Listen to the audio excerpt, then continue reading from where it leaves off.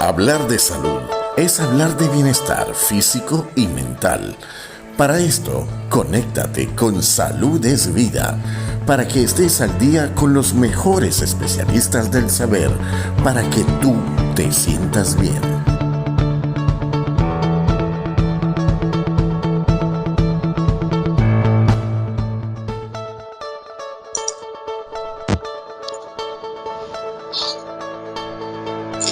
Okay, estamos en presencia con la psicóloga Adriana Bettel, que está desde Colombia, pero es venezolana. Qué orgullo. Estamos todos regados, Adriana, pero lo importante es encontrarnos y sobre todo generar una buena labor, que es la transmisión de información, y más que todo en estos momentos donde llegó el momento más esperado, que estamos en esa introspección. Este confinamiento, que vamos a llamarlo protección, ha logrado esto, ¿no? Estar en un análisis continuo de todo lo que está pasando. Y ustedes, los psicólogos, tienen una labor muy, pero muy determinante en toda la sociedad, diría yo, en la humanidad entera.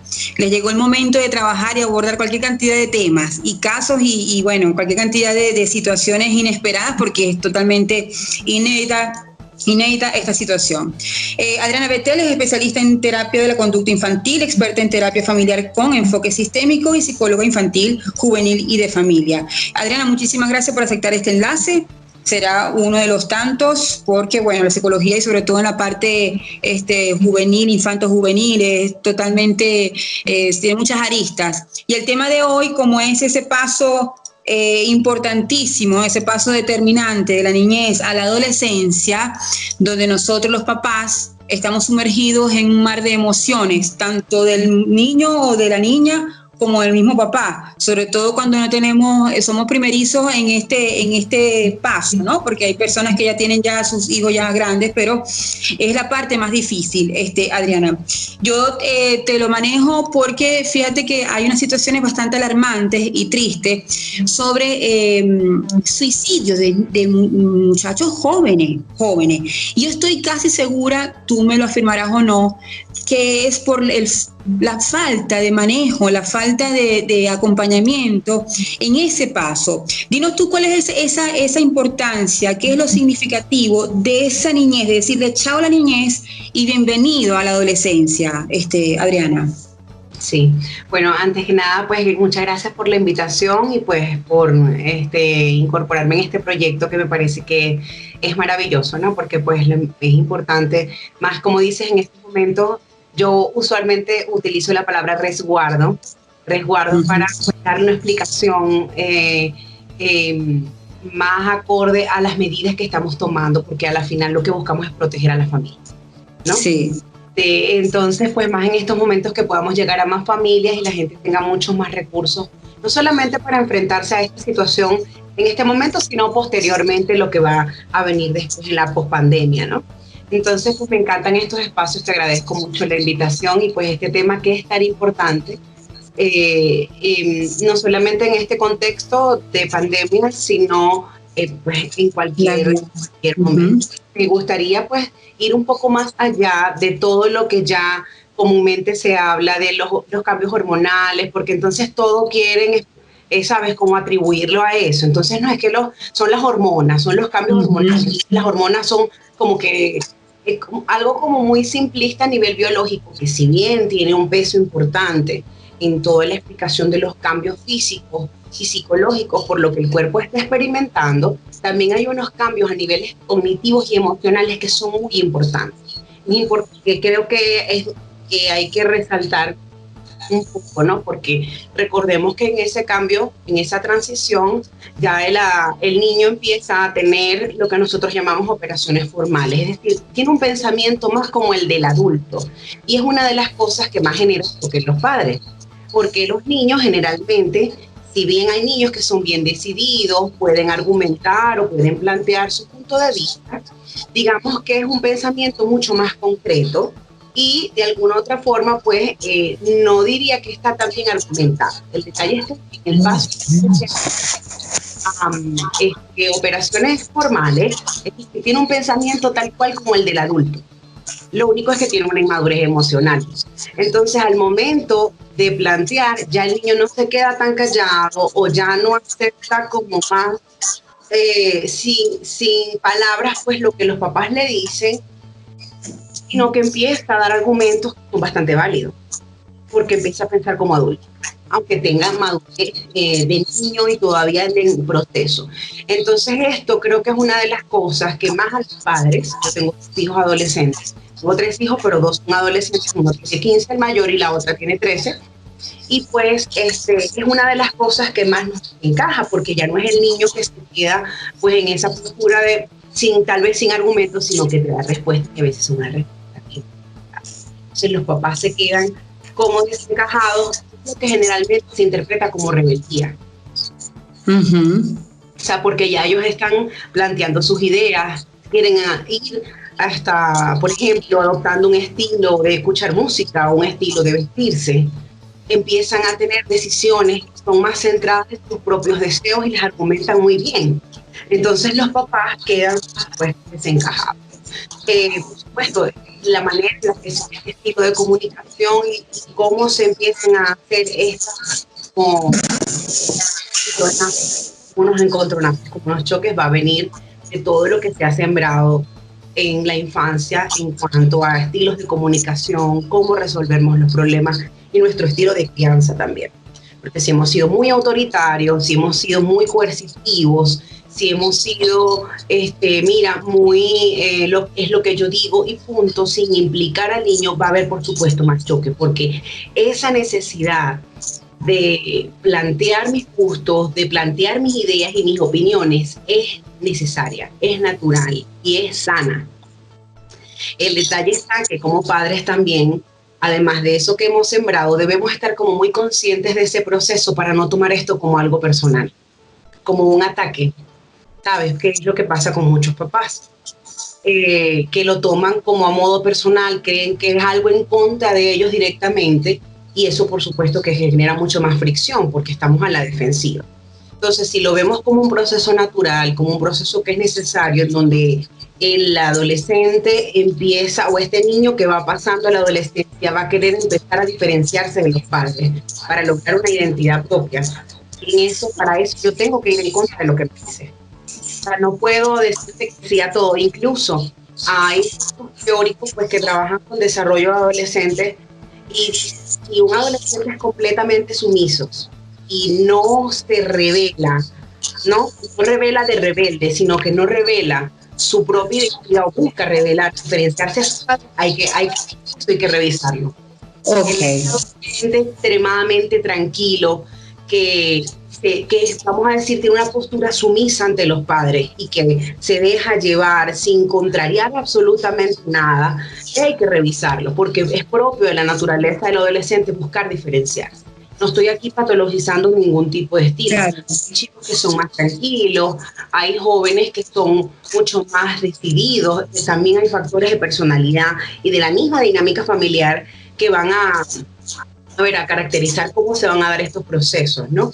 Pero sin duda alguna el adolescente va a buscar en este proceso ese niño que va y lo van a ir notando los padres, ¿no? Toma más decisiones, contraria más cosas, dice más argumentos, a veces son argumentos muy válidos y los padres se quedan sin palabras y en el fondo dicen tienen razón, ¿no? Entonces lo desencaja mucho porque no es lo que venimos acostumbrados a ver. Ahora, ese dilema que muchas personas, sobre todo los adultos mayores, donde dicen, este mundo de ahora, donde los muchachos responden, como tú estás diciendo, como no era antes, ¿qué le tenemos que decir? Gracias, que este mundo es así, o sencillamente seguir esos paradigmas donde el respeto, el padre hay que respetarlo, la familia tiene que ser primero la educación, el tú responder mientras vivas en la casa tienes que someterte a las reglas de la casa. ¿Cuál es el deber ser? Sabemos, Adriana, que el mundo tiene que evolucionar, el mundo evoluciona, ¿ok? Y tenemos que estar a la vanguardia con todo el mundo. De hecho, ahorita con el COVID nos ha enseñado, y muchos médicos nos han enseñado, de que no todo estaba en la teoría, en la universidad y en los posgrados. Esto salió de todos los esquemas. ¿Cuál es el mensaje real que hasta hoy, según, fíjate como tú has dicho, muchos autores han ya reaccionado al hecho de que aquel adolescente donde se someta a todo lo que los padres le digan, ya hay que revisarlo. Y si hay que revisarlo es porque han habido. Por eso que te comencé con esos suicidios, porque son suicidios de muchachos jóvenes, inclusive suicidios que tú ves, deportistas exitosos y se suicidan. ¿Por qué? ¿Será este es el problema? ¿Será que están todavía con esos paradigmas donde no te dejo ser? ¿Qué mensaje le das a esos papás, Adriana? Mira, a mí me encanta esta pregunta que tú me haces porque yo en los talleres para padres cito una, no la tengo en este momento de manera textual, pero te la voy a parafrasear. Algo que dice así: los jóvenes de ahora no respetan a los adultos mayores, no se levantan a lo que llega un adulto mayor para dar el asiento. Son contestones, malcriados, centrados en sus propias necesidades. Y hace una descripción, ¿no?, que podría ir muy de la mano con lo que se percibe o lo que percibe la gente de los jóvenes o de los niños de hoy. Sin embargo, la frase es de Sócrates, de hace muchos años. Entonces, criar siempre ha sido difícil. Criar jóvenes, educar jóvenes, siempre ha sido un reto. Tú preguntas y siempre, tal vez no era de la misma forma, y es natural porque si todo evoluciona, pues también los tiempos son iguales. Los niños de 2 años que ya te cargan aplicaciones en el teléfono, ¿no? Y que tengan esto, lo descargan, mantienen el celular a la perfección, los 2 añitos de edad. Entonces, evidentemente no podemos esperar. Fíjate que a mí siempre me ha llamado la atención que las abuelitas, cuando nacen los bebés, se sorprendían, por lo menos a mí me pasó, que estaban con los ojos abiertos. Sí.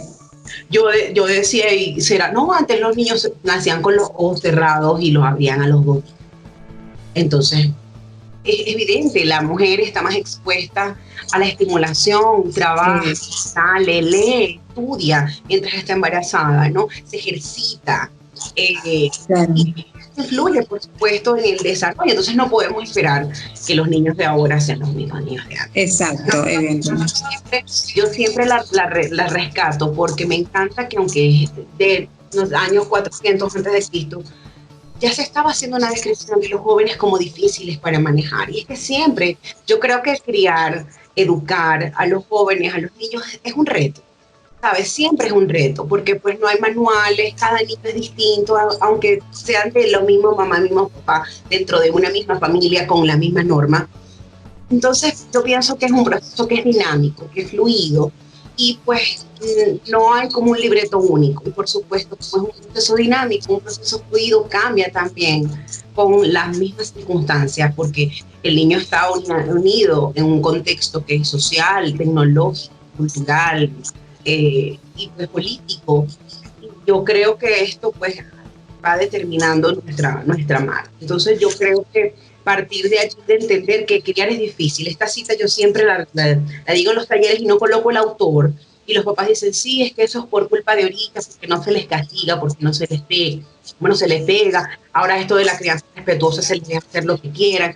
Y cuando pongo el autor, la gente queda como sorprendida, porque no es algo que es nuevo, siempre ha sido difícil.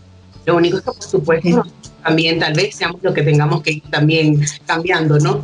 Entonces yo pienso, nosotros quedamos con los mismos exactamente. Yo pienso que aquí lo más importante es que nosotros nos actualicemos constantemente, porque están ustedes que se están, valga la redundancia, siguiéndose actualizando, y evidentemente hay descubrimientos, estudios y estadísticas.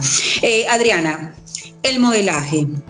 Este canal, uno de los principales, el principal objetivo es salud preventiva, desde todo punto de vista.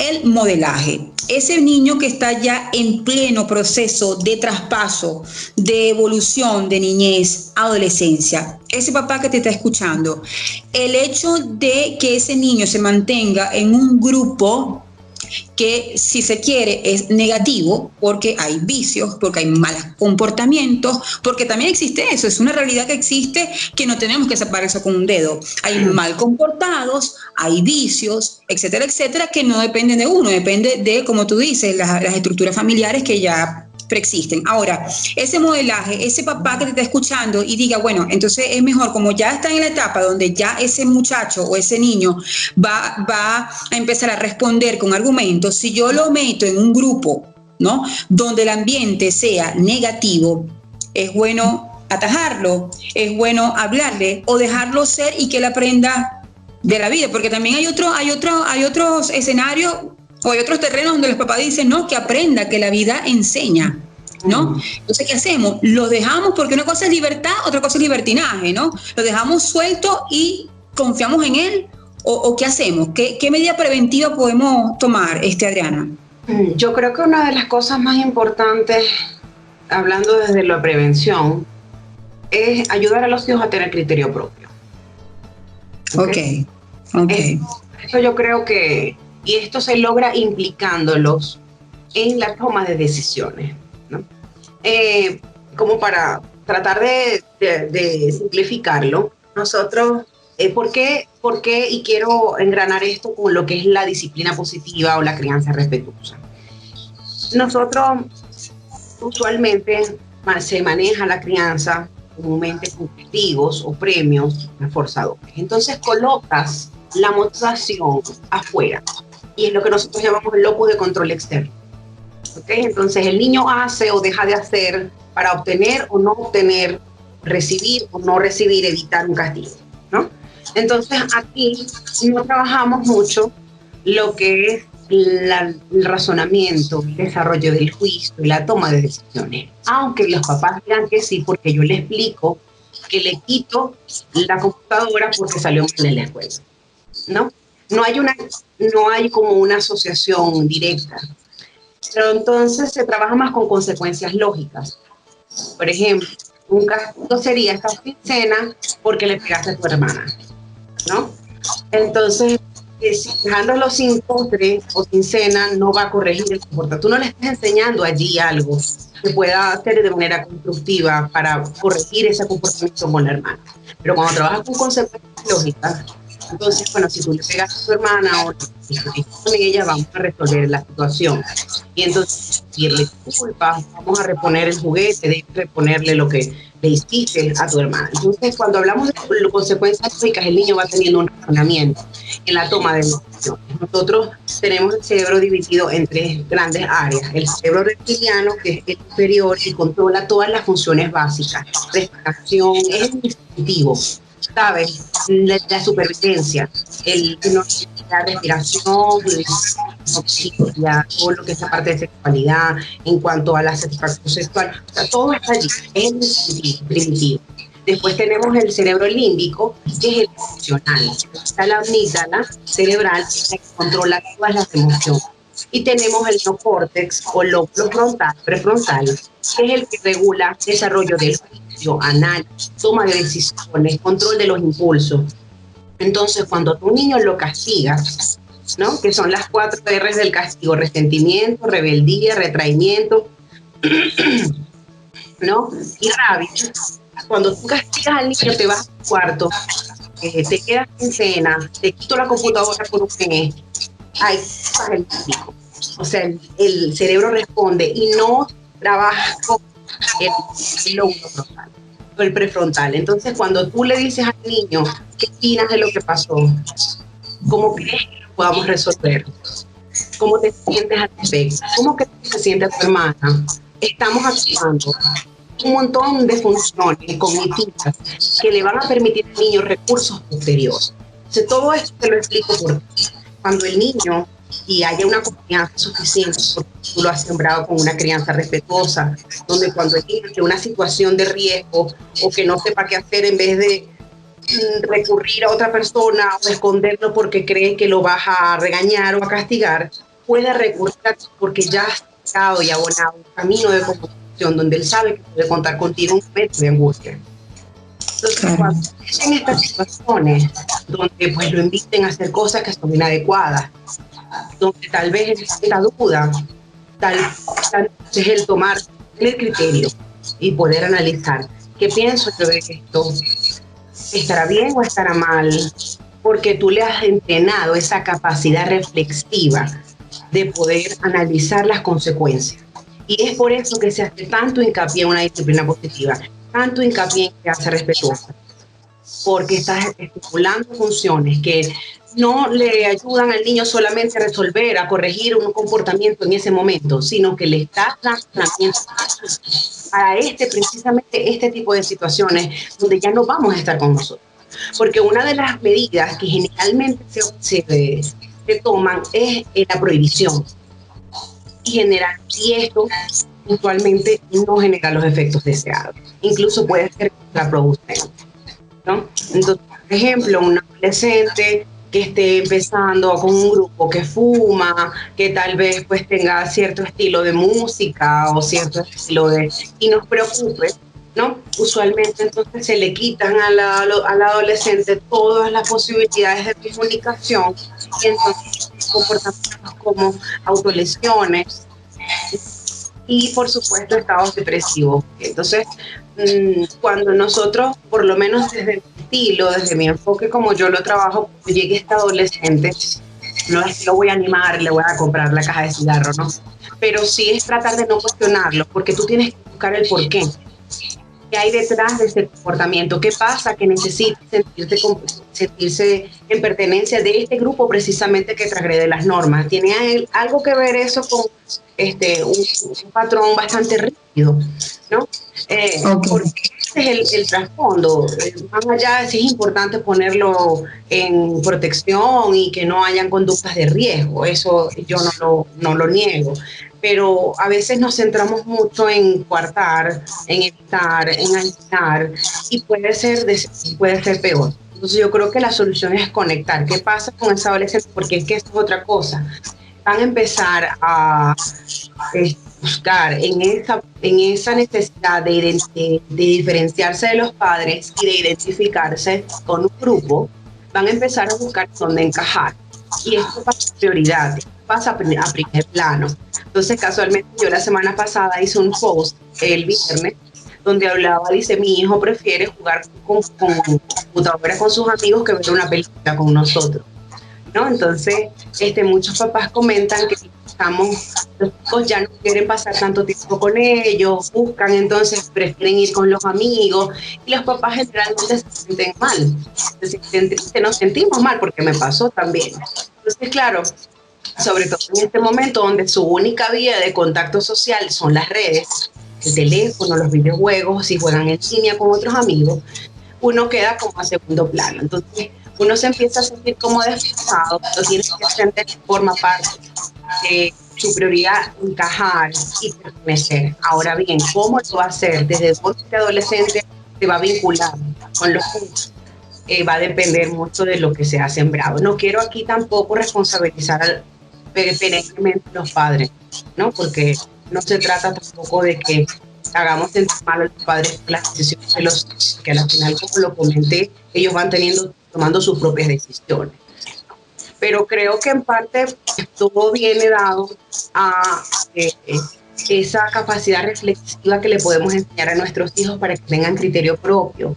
Y cuando tú le preguntas a tu hijo qué piensas de esto, qué harías en una situación como esa, mira, leer noticias, llevar un programa de televisión que tenga contenidos de este tipo, alguna película que tenga contenido por respecto a series, ¿no? Depende también la relación y cómo se han manejado estos temas en casa, pero por ejemplo, series que trabajan en el tema de las drogas, homosexualidad, relaciones premaritales, nos permite ir viendo qué piensa nuestro hijo, más allá de darle un sermón.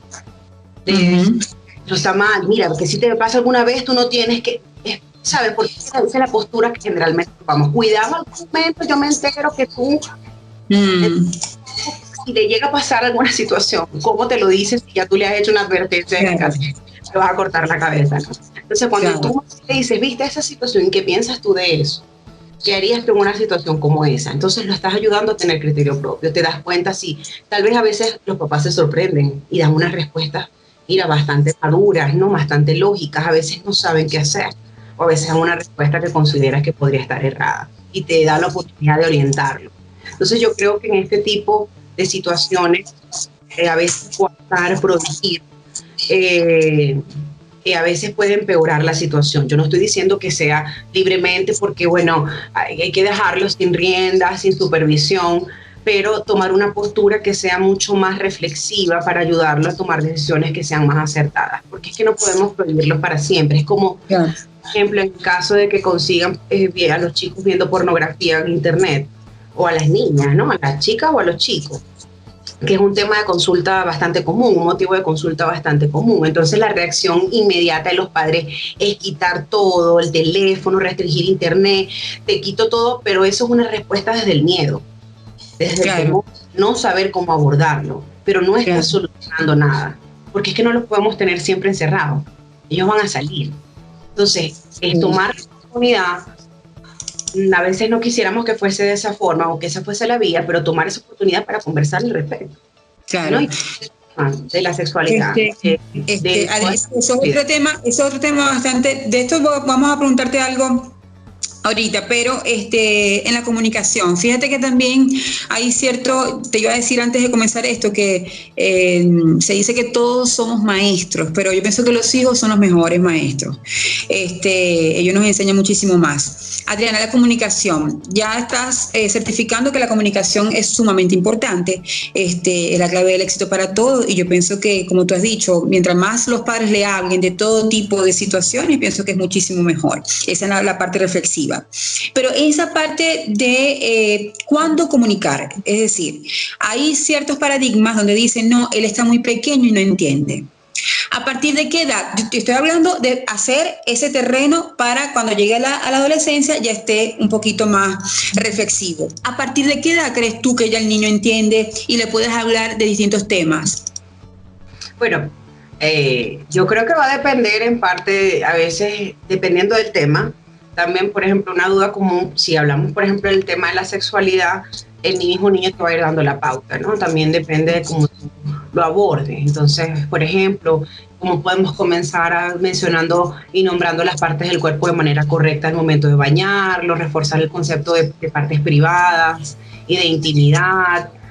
Bueno, son estas partes que te tapa el traje de baño cuando vamos a la piscina y nadie puede tocarlas. Ya eso es hablar de sexualidad. Cuando tú empiezas pues, a hacer prevención, eso es sexualidad. Y poco a poco los niños van preguntando cómo llegué a tu barriguita. Y cuando un niño pregunta, porque está listo para escuchar la respuesta. Ok, eso es bueno. Claro. Siempre mi clave siempre ha sido con los papás. Pregúntale qué piensa él antes de responder. O a qué específicamente se está refiriendo. Entonces así evitamos dar información de más que tal vez no necesitaba en el momento, y podemos complementar cualquier idea errada que tenga. Y esto es con cualquier tema que generalmente pues no sepamos cómo responder. El tema de la muerte, sexualidad, homosexualidad, ¿no? O sea, que a veces no sabemos cómo responder, no sabemos qué decir, pero a veces el niño es el que va dando la pauta. Y si el niño que le damos la respuesta sigue preguntando es porque lo que le dijimos no fue suficiente. Necesitaba información. Sí, lo importante es ser muy receptivos y poder tratar de mostrarnos en disposición de responder. Y esto es muy importante porque en la medida que él obtenga una respuesta, sensible, que esté centrada en sus necesidades, que mostremos en genuino interés, él va a poder tener confianza en consultarnos más cosas adelante. Si se consigue con un no, con una respuesta o le evado la conversación de manera persistente porque no sé qué decir y ni siquiera tomo asesoría o llamo a alguien de cómo manejarlo, como le digo yo, el comodín de llamar a un amigo para ver cómo lo puedo manejar, el niño al final te deja de responder, de preguntar porque sabe que no consigue respuesta y entonces la va a ir a buscar a otro lado. Entonces a veces queremos que confíen en nosotros, que nos cuenten todo, y esto pasa mucho porque los papás no piensan en esto cuando están pequeños, sino que cuando ya se están haciendo adolescentes empiezan esas preocupaciones, entonces ahora sí quieren hablar, cuentan todo de tus amigos, quieren acercarse y no están las condiciones dadas porque yo no preparé el camino para esto. Entonces son invasivos. Y mientras más invadimos el espacio de un adolescente, más se va a apartar, porque precisamente en este momento él quiere diferenciarse de nosotros. No es que no nos va a hablar nada, ¿no? Pero sí hay que respetar eso. Y a los papás les cuesta mucho, porque entonces, como hay mucha preocupación por la edad y todo lo que implica, quieren entonces estar constantemente pendientes, invadiendo, te reviso el teléfono, ¿qué estás haciendo? Entonces, de alguna otra forma, pues esto hace que ellos busquen diferenciar, porque ese es el momento en que lo van a hacer. Entonces, es como bien complicado si no tomamos estas cosas como desde tempranas edades para eso. Entonces, ¿cómo vamos a ir conversando con ellos sobre ciertos temas? Yo pienso que pues todo comienza desde muy pequeños con esa sensibilidad paterna o paterna, esa sensibilidad de poder responder a las necesidades del niño y que el niño sepa que tú eres una base segura a la cual recurrir. Y eso lo hacemos cuando ante un berrinche o alguna pataleta, cuando el niño no sepa qué hacer o algún temor, nosotros respondemos de manera adecuada. Es lo que en la teoría del apego llamamos la sensibilidad, ¿no? La sensibilidad paterna o materna de la figura de apego, que es ese adulto que puede leer las conductas del niño de qué es lo que necesita en el momento. Entonces imagínate que el niño, en la medida en que se sienta seguro de que puede acudir a esta persona, porque siempre que lo necesite va a estar allí para responderle, va a sentirse con seguridad de explorar, ¿no? Es como una isla. Claro. La isla está allí para ti, tú vas a ir explorando, tú vas a darte la libertad de conocer cosas nuevas y porque sabes que en algún momento de angustia puedes recurrir. Entonces, cuando nosotros atendemos emocionalmente al niño, validamos sus emociones, le vamos a decir, transformamos esa emoción. Yo digo mucho que los padres tenemos como una función metabolizadora, o sea, el niño tiene toda la emoción, la carga, el miedo, porque cree que hay un fantasma en el closet o debajo de la cama, o tiene una rabia muy grande y hace un berrinche, y el papá entonces agarra esa emoción, se la transforma para devolvérsela, ayuda a darle no, la valida y le da calma en ese momento. Cuentas conmigo para sostenerte. El niño desde muy tempranas edades, estamos hablando que los niños, la verdad, de berrinche son 2 años, 18 meses. ¿No? Entonces, cuando nos empezamos a mostrarnos dispuestos, que no es lo mismo hacer lo que el niño quiera, darle al niño para que se caiga. Son cosas distintas. Sería un tema como para otra, ¿no? Claro, sí. Pero cuando tú empiezas a mostrarte en esa disposición de poder contener al niño, de validar la emoción, el niño empieza a percibirte como una figura de seguridad. Esto me da calma, esta persona me atiende, sabe mis necesidades, logra.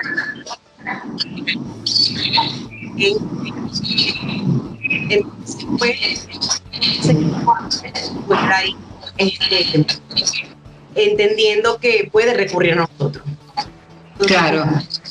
Por eso es que está tratando su capítulo, pues la crianza, cosa de lo que esta figura, con la relación, el vínculo que se hace con esa figura de apego.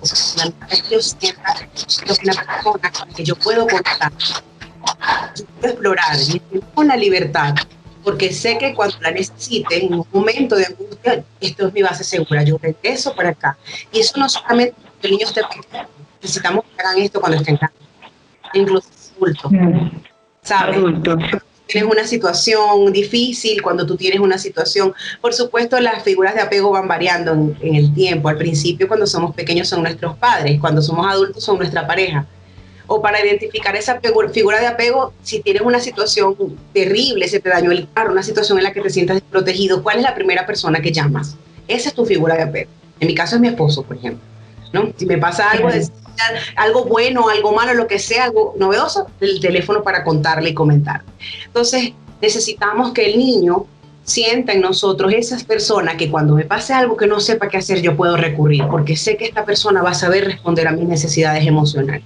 Y eso lo hacemos desde muy pequeños, conectando con el niño, corrigiendo desde el respeto, y en la medida que el niño va teniendo más lenguaje, pues un pensamiento más con propósito, podemos ir estableciendo todo esto que te comenté de implicarlo. ¿Qué opinas? ¿Qué sientes? ¿Qué te parece? ¿Cómo pudiste haberlo hecho distinto? ¿Qué opinas sobre cómo actuó tu compañero? ¿Y tú cómo actuaste? ¿Te parece que estuvo bien? Supongamos que fue una pelea en el colegio. Si vuelve a pasar más adelante, ¿cómo crees que lo puedes resolver? Y ahí estamos trabajando toda esa corteza frontal, todas esas funciones reflexivas, toda esa capacidad de análisis, de toma de decisiones, que cuando esté en situaciones donde ya va, esto es riesgoso, yo creo que no me voy a ir por aquí, yo creo que no me conviene mucho esto porque me está poniendo en peligro, yo mejor voy a buscar un lugar donde me sienta más seguro. Entonces, ahora, Adriana, las bases para eso. Sí, me parece importante, pero has dicho algo muy importante. Fíjate que tú ahorita en la edad adultez, por supuesto, cualquier cosa que te suceda, buena o mala, es a tu esposo. Existen esos casos excepcionales donde los padres se sobrepasan, se sobrelimitan de esa comunicación y yo lo llamo, lo castran, es decir, lo crean dependiente de que todo lo que le suceda tenga que consultárselo al padre. ¿Cómo ponemos ese límite? Si tú hubieras dicho, la comunicación es clave, la empatía es clave, eso es muy positivo, el afecto es positivo porque le da seguridad, se te comunica, lo puedes atrapar. Pero ¿qué pasa cuando se sobrelimitan? Ese papá que está escuchando ahorita, quizás es un papá primerizo, es un papá que le costó mucho tener hijos, es un papá que es sobreprotector porque eso fue lo que vio. ¿Qué le decimos a ese papá? Sí, yo pienso que una de las cosas más importantes es estar seguros para transmitirle seguridad. Hay dos tipos de estilos parentales. Están los padres atemorizantes y están los padres atemorizados. Los padres atemorizantes meten miedo para controlar. Te castigo, te quito, te pego. Son estas personas que piensan que desde el miedo hacen autoridad y respeto. Se ganan el respeto de los hijos porque me tiene miedo, ¿no? Y tenemos los padres atemorizados que crían desde el miedo, desde el temor. Ambos generan desorganización, ambos generan angustia, ¿ok? Entonces están los padres que desde el miedo pues tratan de educar, entonces no saben qué hacer o más bien transmiten mucho temor al niño de que puede pasar algo si yo no estoy. Entonces en lugar de tú puedes resolver por ti mismo, yo te estoy ayudando, te estoy elaborando, estoy metabolizando todo eso que te ocurre para devolverte de una manera que tú puedas manejarlo, toman una postura más desde el temor y entonces transmiten el mensaje de que si yo no estoy no vas a poder, ¿no? O si solo podrás si yo estoy contigo. Entonces pues allí podemos ver un poco la diferencia. Una cosa es que cuentes conmigo para resolver, pero en esas preguntas reflexivas, en esa actitud, yo te estoy dando recursos para que tú al final decidas, porque no te estoy dirigiendo a tomar decisiones, no te estoy diciendo qué hacer, te estoy ayudando a que decidas por ti mismo. Y te estoy transmitiendo a través de estas conversaciones y de estas preguntas que yo confío en tu criterio. A diferencia de que te diga qué es lo que tienes que hacer o que decido por ti porque no lo harás bien.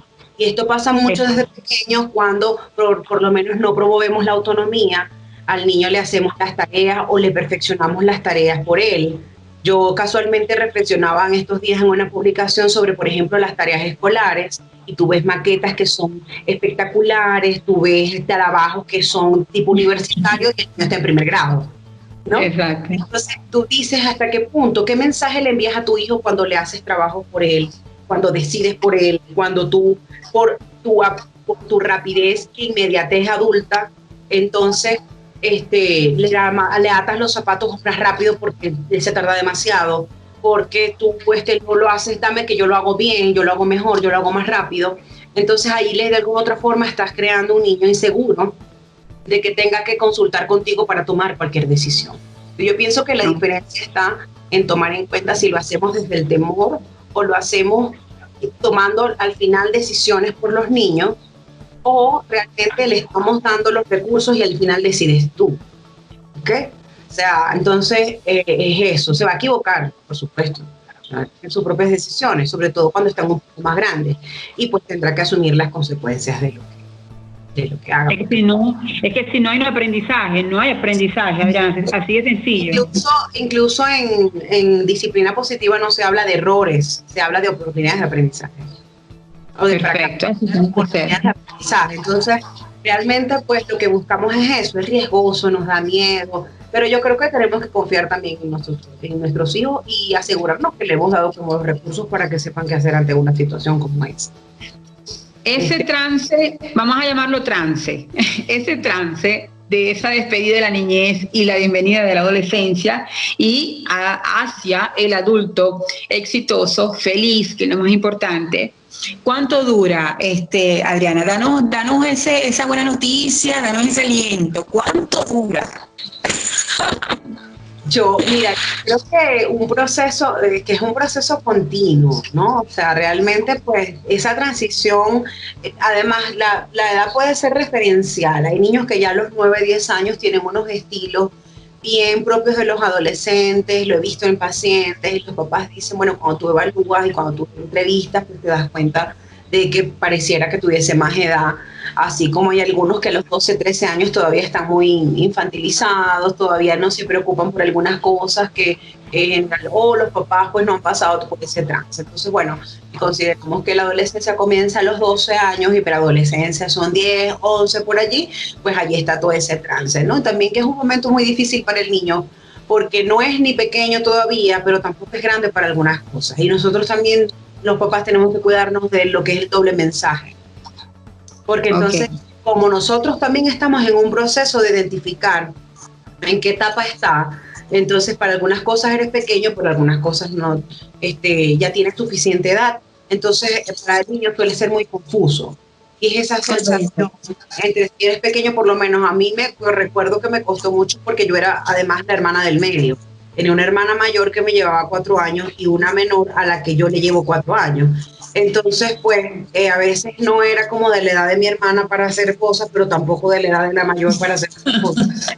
Uno queda además así como que ni es para acá ni es para acá, a dónde pertenezco, qué es lo que hago, qué es lo que soy. Entonces, por eso van a haber momentos donde se comporte como más niño, van a haber momentos donde quiera poder tomar posturas de adulto, y yo pienso que como padre uno va a ir calibrando, respondiendo, validando, haciéndole pues reflejo de lo que está ocurriendo para que él también entienda su proceso. Entonces los papás tendemos a ser como muy contradictorios. Sin embargo, el proceso de la adolescencia es continuo y tiene sus picos, ¿no? Entonces los 12, los 13, los 15 son edades como muy cruciales, ¿no? A veces los 16, los 17 por la edad hay más libertad para algunas cosas, entonces ya comienzan las fiestas, obvio. Vamos a decir que cada etapa tiene como sus dificultades, sus retos, ¿no? Okay. Del enfoque sistémico de las crisis familiares, estas son las que llamamos crisis de desarrollo, porque tienen que ver con un ciclo vital de la familia. Por ejemplo, una pareja que se casa y tiene un hijo, son padres nuevos, eso es una crisis de desarrollo del padre.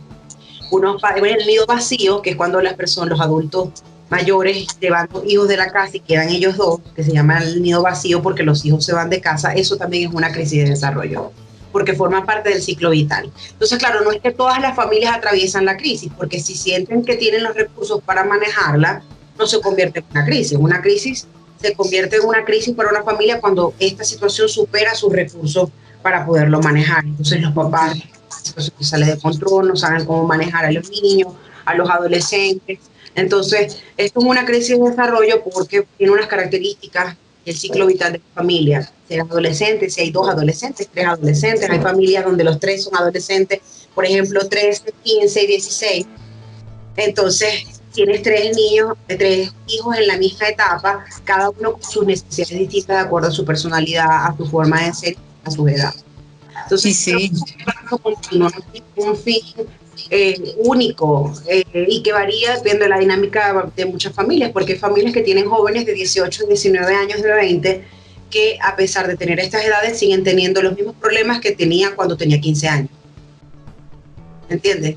O que tenía 14 años, porque no han podido superar esa crisis de desarrollo, por supuesto se ha ido complejizando con otras cosas.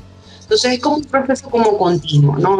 Depende de cada familia, la edad puede ser referencial, pero ciertamente pues dura toda la adolescencia hasta que llega la mayoría de edad, entre comillas, y ya por supuesto que tomar más decisiones, más dependientes, por ejemplo la universidad, donde todo depende absolutamente de él, cómo se organiza su tiempo, si va a sus clases o no, porque ya pues a la universidad no va a estar haciendo los trabajos ni viendo si tiene horario, tareas, ¿no? Entonces ahí vamos a decir que empieza ya entonces a tomar más decisiones, más pues va a ir teniendo un poco más de autonomía, y eso entonces va a hacer que nosotros vayamos soltando en la medida que estamos lo suficientemente.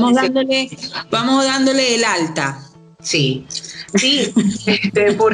pero vamos a decir que es un proceso como continuo, ¿sabes? O sea, realmente pues no comienza aquí, además que puede variar como te comento, de acuerdo a la familia, de acuerdo al tipo de niño, con puede ser que con un hijo haya sido muy fácil y con otros se nos hace difícil. Sí, porque hay carácter por medio. Y cada hijo llega en un momento distinto de la familia, de la pareja. Entonces, porque incluso desde el punto de vista económico, porque el primero tal vez tenía más limitaciones, pero el menor tiene muchísima más porque la familia está más estable económicamente. Entonces eso hace que hayan unas condiciones distintas, que tú también al tener más madurez te vinculas de manera distinta con tu hijo, y todo eso va influenciando en la propia dinámica, en lo que es la propia características de la relación y de las personalidades de los de la mente. Adriana, ¿cuándo hay alarma? Por eso que te insisto con esto. Ya dijiste al principio que cuando ya ese adolescente no reaccionaba, había que preocuparse. Ok, ya es un tipo de preocupación, es un tipo de alarma. ¿Qué otras alarmas pueden haber? Insisto en la parte depresiva, porque creemos nosotros los padres, hablo en general, me pongo en nombre de ellos, que los niños no sufren de depresión, que únicamente son los adultos, que cuando lloran es porque son malcriados, que cuando lloran constantemente es porque son consentidos, y resulta ser que están pasando por un proceso de depresión. Y cuando llegan a esa adolescencia, te pregunto, ¿cuáles son esas alarmas? Aislamiento, ¿qué tipo de...? Quiero que deje ese mensaje crucial, porque para evitar ese tipo de situaciones tan... yo pienso que sí, son más difíciles, el reto se pone como que más crítico, porque el mismo papá genera también un estrés. Hay papás que también están pasando por procesos depresivos, y más ahorita que el mundo ha cambiado. ¿Qué mensaje le podemos decir? ¿Cuándo son esas alarmas donde, mira, alerta, y evitar entonces una situación lamentable? Sí, mira, una de las características de la depresión, por eso es que es tan subestimada y tan subdiagnosticada. Uh-huh. Uno de los diagnósticos más más invisible dentro de la consulta clínica infantil o juvenil, porque la característica principal es que, a diferencia de la depresión en adultos, donde tú ves un comportamiento de desesperanza, de tristeza, de alguna otra forma un estado de ánimo pues triste, tú en los niños adolescentes ves esa irritabilidad, comportamiento irritable. Entonces, en vez de ver esa tristeza, baja energía, tú puedes ver en niños con depresión, niños deprimidos, irritabilidad, le molestan cosas que antes no le molestaban, suele dar malas respuestas. Entonces, generalmente se disfraza con rebeldía, problemas de conducta. O es que los padres están divorciándose, bueno, es normal, y puede ser que este chico esté deprimido y no lo veamos, ¿no? Entonces, además de que a la depresión infantil le costó mucho entrar dentro de las categorías diagnósticas, porque no se asociaba que una etapa que es todo felicidad, que todo es alegría, todo es armonía, puedas tener este tipo de sentimientos, y peor aún, que tenga ideas suicidas. Incluso hay muy pocas investigaciones de intentos de ideación suicida en niños, ¿no? Más que todo las hay en adolescentes. Pero los estudios afirman que las ideas suicidas comienzan alrededor de los 10 años y tienen su pico más alto alrededor de los 15. ¿Ok? Entonces, pues de alguna forma, ahí están, ¿no? Entonces también en los niños, por lo menos, además de esta irritabilidad, ves pérdida de interés en cosas que antes le gustaban. Entonces, por ejemplo, ya no quiere salir tanto, ya no le gusta hacer lo que solía hacer. Tú antes le gustaba jugar o salir, y ya entonces ha perdido como cierto interés, y pues entonces eso hace que tú tienes como una señal de alarma, ¿no? Con respecto a la depresión específicamente, que es tu pregunta. Yo ahorita te voy a dar otras cosas que debemos identificar como señales de alarma, que son como importantes también, no precisamente la depresión, sino otro tipo de problemas. Pero en la depresión notamos esto, ¿no? Mucha irritabilidad, por eso es que es tan difícil de identificar, porque la gente cree, los papás o los adultos piensan que simplemente es un malcriado, que ha sido problemas de conducta, cuando realmente lo que tenemos detrás de esa irritabilidad es un estado de ánimo deprimido. porque en los adolescentes y los niños se representa así, a diferencia de la depresión en adultos. Entonces, pues, hay pérdida de interés por cosas que le agradaban, hay un cambio importante en la conducta, ¿no? Hay un cambio notorio en un antes y un después, ¿no? Que no precisamente tenemos una causa como identificable, es decir, un evento concreto que nos ayude a entender, sino que vemos un cambio en el comportamiento. El aislamiento, yo te hablaba anteriormente de que era esperado que los niños o los adolescentes tuvieran preferencia por estar con los compañeros que con los amigos. Yo cuando reflexionaba en este post decía que cuando me pasó con los niños, más que todo ahorita en cuarentena, porque evidencia un poco más el contacto con los dispositivos electrónicos, porque es su medio para estar en contacto con los amigos, ya que no se pueden ver. Me sentía triste porque los llamábamos a ver una película y de repente ellos, no, mami, ahorita. Y cuando iban a chatear o a jugar con los amigos, ¿no? Yo me sentía así como un poquito desplazada. Pero entendí que no era algo personal y que era un proceso. Incluso recordé que en mi propio tiempo de adolescente, si cumplía año una tía o una amiga, yo prefería el cumpleaños de mi amiga. 1000%. ¿Me entiendes? Claro. O sea, prefería de ir a casa de mi abuela a visitarla, pero quería ir a reunirme con mis amigos. O sea, realmente pues es algo que es normal. Entonces, está bien que él quiera pues estar con sus amigos, pero si hay demasiada aprensión a la interacción familiar, a la convivencia familiar, si hay realmente un rechazo, porque a pesar de que ellos están marcando su espacio, yo lo entiendo como un proceso personal, pero también hacemos muchas cosas juntos. Entonces, ¿qué pasa cuando vemos que no hay ningún tipo de interacción, que hay un aislamiento absoluto, que hay mucho rechazo a cualquier tipo de contacto de convivencia familiar, es decir, no hacemos absolutamente nada juntos? Hay que entonces ver qué pasa, ¿no? Porque es normal que se aísle, que sea parte de los padres, que se diferencie, pero no es sano tampoco que no tengamos ningún tipo de comunicación. Si vemos que no hay una comunicación efectiva, que el adolescente está muy a la defensiva y todo el tiempo entonces responde de manera agresiva, así, eso pasa mucho. Las mamás dicen, por más que le hablo amablemente, me acerco de buena manera, me responde mal. Entonces, ¿qué pasa con este adolescente? ¿Qué está pasando en esta familia que no logran hacer ese match, esa comunicación para poder entonces tener como, ¿sabes?, un contacto más directo, una forma pues más positiva de comunicarnos, más efectiva? Entonces los papás dicen, no logro cómo llegarle, no logro cómo entrar, o sea, realmente no siento que haya canal, y pues por supuesto ahí lo ideal sería buscar un mediador, ¿no? Un mediador que le dé a este adolescente un espacio donde con libertad pueda plantear sus inquietudes, qué es lo que le está pasando. Posiblemente no tenga que ver directamente con los papás, ¿sabes? Posiblemente es algo que está pasando él propiamente, en un proceso personal, y no quiere hablar con nadie porque pues no quiere, pues, como quiere su espacio, quiere privacidad. Ahora, Adriana, en estos momentos, no solo con el COVID, en estos momentos de 7, 8 años para acá, tú estás ahorita en Colombia, yo estoy aquí en Italia, y muchos venezolanos están regados por el mundo, y no solo venezolanos, cualquier cantidad de nacionalidades. Cuando hay ese traspaso, esa traslocación de un país a otro, para ese adolescente, es importante esto porque se dan los cambios culturales muy notorios. Quizás ese adolescente se aísla en su país natal, obviamente tiene interacciones con sus amigos, pero en el país donde está ahorita quizás hay ese aislamiento. Eso pudiera ser ese transbordo de la ocasión en esta edad de 13, 12 años, pudiera tornarse como normal, o igualmente ese aislamiento hay que atenderlo. Mira, yo pienso que depende mucho de cómo se haya preparado el tema de la migración, o sea, cómo lo hayas manejado desde la familia. Yo pienso que ayuda mucho trascender del por qué al para qué, o sea, porque pues al irnos estamos muy centrados en el por qué. Por esto nos vamos por esto, nos vamos por aquello, no nos centremos en el para qué, para hacer planes, ¿no?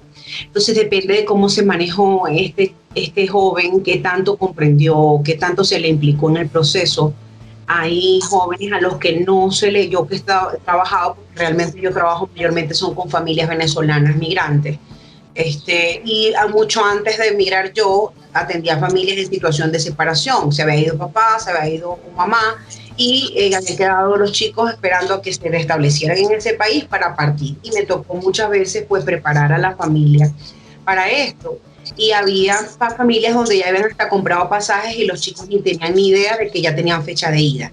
Sabían que podía ser que se fueran porque eso es algo que se conversa, pero no tenían la seguridad.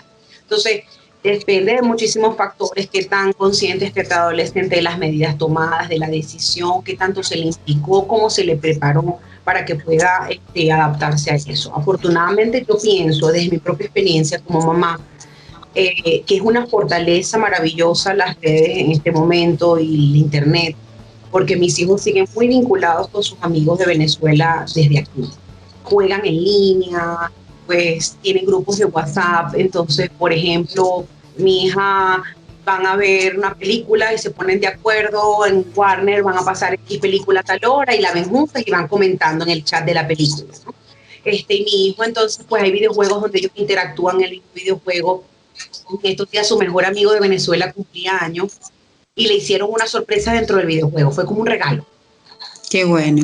Fíjate, qué importante es estar atento de que para ellos tal vez sea más que una simple computadora o el simple internet o que estás obsesionado con él. Y eso lo vamos a saber es acercándonos a ellos para ver qué es lo que están haciendo, sin invadir, pero mostrando un interés genuino en lo que estás haciendo, ¿no? Y que nos dé la oportunidad de poder ver que para ellos es mucho más que eso. Entonces, yo pienso que depende muchísimo de esto, porque pues cómo lo trabajó la familia, cómo se le preparó, el adolescente estaba de acuerdo con la partida o no de ellos, de esta situación migratoria, pues con la partida de la familia del país. Pero sin duda pues puede afectarle muchísimo, y yo pienso que también es estar alertas de eso para poder actuar oportunamente. Hay que dejarle su espacio y que viva su proceso, porque recuérdate que cuando migramos pasamos un proceso de duelo, un duelo migratorio, que además tenemos 7 pérdidas, ¿no? No solamente es el duelo al idioma, posiblemente, ni siquiera si hablas el mismo idioma, ni siquiera si estás en el país de al lado, porque hay palabras que son distintas y todo es diferente, ¿no? El clima, la geografía, la cultura, el grupo de amigos, el estatus social. Son tantas cosas las que pierdes cuando te mudas, que tiene que ver con toda una búsqueda de una nueva identidad de ese lugar en donde estás. No solamente la vivimos los adultos, también lo viven ellos también. Entonces yo pienso que también depende de cómo esa familia haya vivido ese proceso, si lo hace desde un porqué, como compensar, sino o más bien lo hace como un para qué, como bien proyectándose al futuro, ¿no? Porque ese es el mensaje que le transmitimos a ellos, y de esa forma ellos van a ir sobrellevando este proceso de duelo. Entonces, si bien hay que darle su espacio para que viva su duelo, hay que estar alertas de que tan difícil se le está haciendo establecer nuevas comunicaciones o nuevas relaciones. Si estamos propiciando ese encuentro, tal vez la escuela no sea, vamos a decir, la fuente principal, tiene muy pocos amigos. Si él quisiera tener más, buscamos otras actividades extracurriculares. Ahorita la situación de cuarentena no nos los permite, nos tiene muy limitados. Estamos hablando pues de una situación excepcional, pero en condiciones normales, pues, bueno, si vemos que la escuela o tal vez el idioma, ¿qué recursos le estoy dando yo para poder, qué recursos le estoy dando yo para poderse defender?